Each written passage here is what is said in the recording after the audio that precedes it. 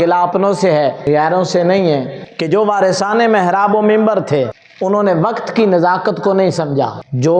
سوالات نوجوان نسل کے ذہنوں کے اندر پیدا ہوئے، یونیورسٹی میں جا کے، کالجز میں جا کے وارثان محراب و منبر اپنے اپنے فرقوں کے دفاع میں مصروف تھے، اس کا نقصان کیا ہوا؟ جب ان سوالات کے جوابات منبر اور محراب سے نہ دیے گئے تو نوجوان نسل کو جہاں سے ملے اس نے اٹھا لیے۔ دعوت فکر دینا چاہتا ہوں تمام مسالک کے علماء کو، وارثان محراب و منبر کو، روایتی مضامین ان سے باہر نکل آئیں کہ ہم نے امر بالمعروف اور نہی عن المنکر کو منبر سے بیان کرنا چھوڑ دیا۔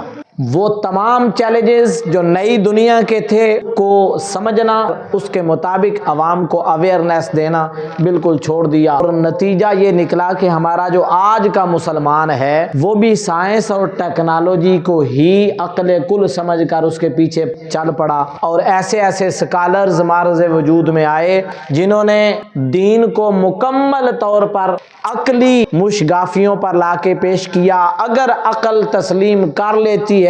وہ بھی تسلیم کر لیتے ہیں، اگر عقل تسلیم نہیں کرتی تو سرے سے اس چیز کا انکار کر دیتے ہیں کہ یہ کوئی چیز ہے ہی نہیں۔